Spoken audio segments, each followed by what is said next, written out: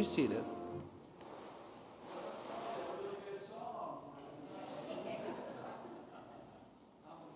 The screen and watching the trees lay over here behind it. So,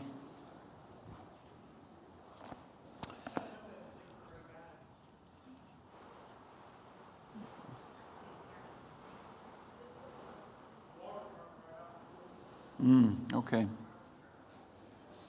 Tell one of the officers.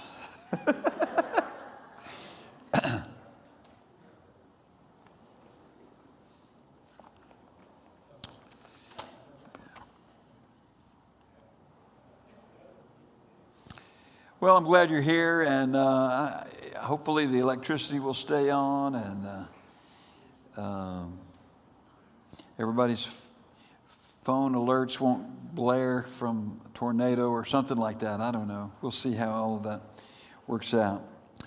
I just am so blessed by Dearborn Baptist Church. On Monday, the church was a great blessing to the Vincent family and a great blessing to me as well, just the way you responded. And I hope that you'll continue to pray that there will be some spiritual fruit that will come from that. That was a really wonderful, God-honoring, gospel-focused service. And just pray that God will use that in the lives of those who were here. There were lots of them. And bring forth spiritual fruit. I'll mention that on the 29th, a week from this Sunday, we'll be having a Fifth Sunday Fellowship. I think it's going to be at the shelter. I think it's going to be hot dogs and hamburgers, and you'll be bringing everything else. That's just a week and a half away. I'll mention that our missionary David Bandaru arrived safely from India.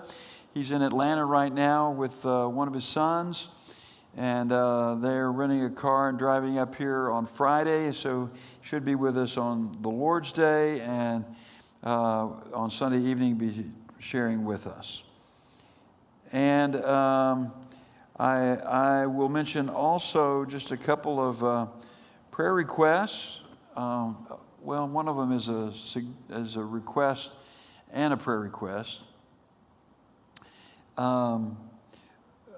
Bernita was in the hospital over the weekend. She was spent Saturday night, Sunday night in the hospital. She's home from the hospital now, but and then last week, I think it was last week, Tom fell and severely broke his toe and had to have stitches, and so that's him taking care of her right now. And so just keep the Woffords in your prayers, if you would, please. I'm sure there are others. I think about Margaret and Les. Les's twin brother passed away recently, last week. And I know that's got to be, if he understands all that, I know that's going to be really hard for him. So that's a prayer request. And here's the other one that's a request and a prayer request. You probably know I'm preaching through the book of John. I'm calling this series Understanding Christianity.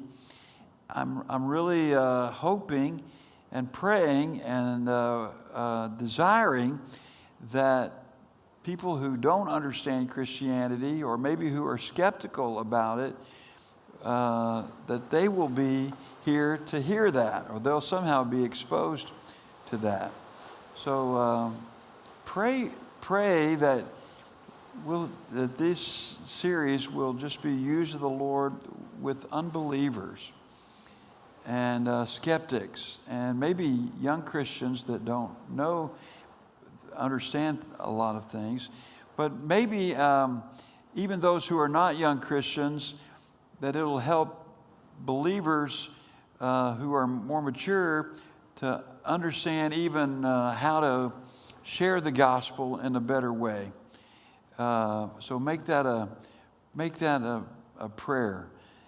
And I'm going to try to go through John more rapidly than I did in 1999. And so that means bigger sections per sermon.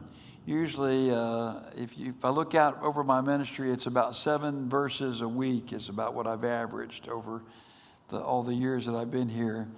Now this week on Sunday, it's going to be 45 or 46 verses, okay? That's a lot for me in a Sunday sermon, so I'm going to be doing bigger sections. So what I'd like for you to do is read ahead of time so that you're familiar with this passage before I preach it. So between now and Sunday, read, and I would encourage you to read it several times, read it every day. But this week it'll be chapter 1, verse 6 through the end of the chapter. I think that's verse 51 or 52. John 1, 6 through 51. There's 4 or 5 scenes in that. And that's how the sermon is going to be formed. So I want you to read that this week. And then next week it'll be John chapter 2. So make that your scripture reading. And then, of course, not only pray that we'll have people here who need to hear the gospel, but maybe put some feet under